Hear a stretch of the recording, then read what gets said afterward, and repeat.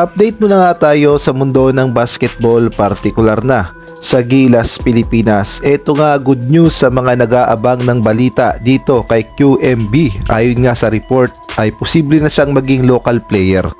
Samantalang ang Gilas, Pilipinas ay pampainit lamang ang Doha Cup at mas focus talaga sa FIBA Asia Cup. At ang NBA point guard na si Jared Bacane willing daw maglaro sa Gilas, Pilipinas. Ngunit bago yan, pakipindot naman ang like, subscribe at ang notification bell para updated ka sa lahat ng aking ina-upload. At kung gusto mong magpa-member sa aking channel ay pindutin mo lamang ang join at automatic ka na sa mga shoutout. Marami nga ang nag-abang sa naging laban ng Gilas, Pilipinas at ang kupunan ng Egypt. Ito na nga ang pangatlong laban ng Gilas, Pilipinas sa kanilang sinalihang Doha Cup. At marami nga ang nadismaya dahil tinambakan lamang ng Egypt ang Gilas, Pilipinas at tila ba'y hindi talaga makasabay ang Gilas, Pilipinas sa lakas ng Egypt. At bago pa yan ay tinambakan din tayo ng Lebanon sa ating ikalawang laban at nung unang laban naman natin ay dumikit tayo sa Qatar ngunit muntik pang matalo. Kaya naman marami nga ang nagtatanong na para bang humina ang Gilas, Pilipinas. Well, kung tutuusin talaga ay kayang-kayang talunin ng Gilas, Pilipinas ang Lebanon at ang Egypt. Ngunit kung ating babalikan nga ang sinabi ni Coach Tim Cone ay qualified naman na ang Gilas, Pilipinas sa FIBA Asia Cup sa August. Kumbaga ang ginagawa nila dito sa pagsali nila sa Doha Cup ay upang magkaroon ng matinding team chemistry ang Gilas, Pilipinas at upang mapag-aralan ang mga dapat pa nilang i-adjust sa kanilang sistema. Kumbaga itong ginagawa ng Gilas, Pilipinas na pagsali sa ganitong kompetisyon ay paghahanda lamang sa FIBA Asia Cup at gayon na rin sa FIBA Asia Cup qualifiers kung saan makakaharap ang Chinese Taipei at gayon na rin ang New Zealand. At nauna na rin sinabi ni Coach Tim Cone na hindi naman talaga prioridad ng Gilas, Pilipinas na manalo sa Doha Cup. Kumbaga kukuha lamang sila ng matinding learning experience. Kung tutuusin kasi kung isasagad ni Coach Tim Cone ang puwersa ng Gilas, Pilipinas dito sa Doha Cup ay may posibilidad pang ma-injured ang mga players, kaya naman yan ang iniingatan ni Coach Tim Cone. Dahil marami ng beses na napatunayan ng Gilas, Pilipinas na kaya nating sumabay sa mga power rankings na kagaya na lamang ng Latvia at gayon na rin ng New Zealand. Kumbaga itong pagsali ng Gilas, Pilipinas dito ay part lamang ng kanilang preparation, lalong-lalo na wala nga tayong legit big man na si Kai Sotto, kaya naman kailangan talagang mag-adjust ng sistema ni Coach Tim Cone at gayon na rin magbalasa ng mga players. Kaya naman kung ating mapapansin, yung mga key players ni Coach Tim Cone ay hindi nga masyadong binabad at mas binabad niya pa yung mga hindi masyadong nagagamit na players. Ang sabi nga ni Coach Tim Cone noon, kung hindi pa daw qualified ang Pilipinas sa FIBA Asia Cup ay hindi daw sila pupunta ng Doha Cup. Bagkus ay magpo-focus sila na talunin ng Chinese Taipei at ang New Zealand. Kaya naman daw nagpunta ng Doha Cup dahil qualified na rin naman ang Pilipinas sa FIBA Asia Cup. Kumbaga kumukuha lang talaga ng matinding learning experience ang Gilas, Pilipinas.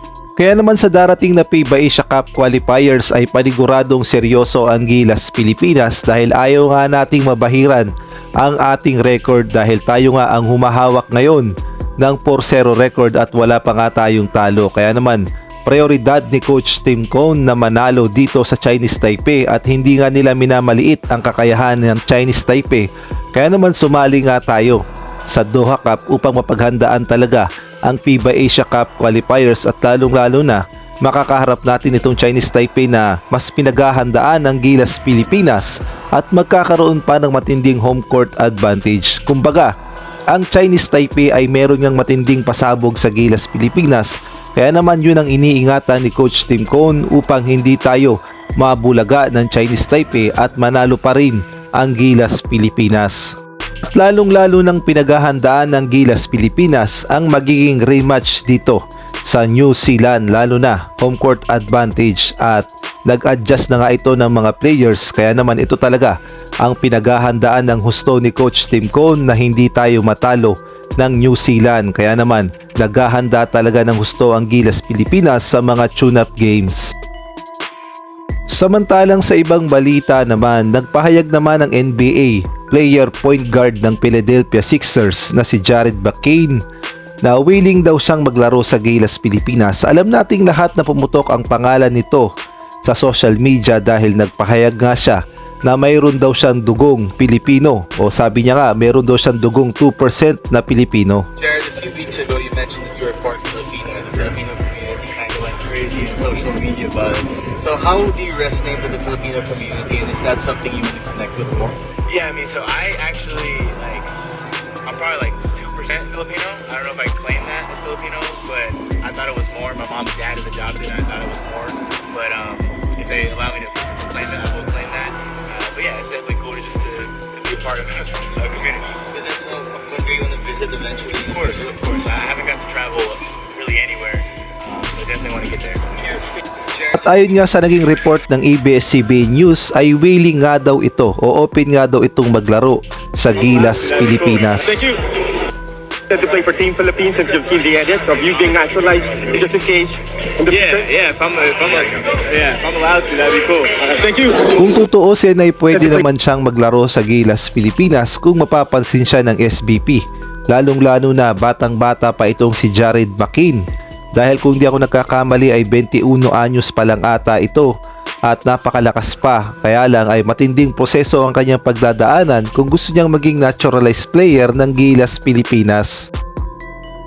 At ito nga good news sa mga nag-aabang dito kay QMB o kay Kitin Melora Brown na alam nating lahat na marami nga ang nadismaya dahil hindi nga siya nakasama sa lineup ng Gilas Pilipinas sa FIBA Asia Cup qualifiers at marami din ang nagtatanong na tila ba'y pinabayaan na siya ng SBP at hindi man lang nilalakad ang kanyang papeles. Well, ang sagot dyan ay hindi nga totoo ang lahat ng bali-balita dahil ayon nga sa latest report ay inaasikaso at pinaplansya talaga ng husto ng SBP ang papeles na ibinigay ni QMB upang makapaglaro sa Gilas Pilipinas at ay na rin nga yan sa naging report ng spin.ph.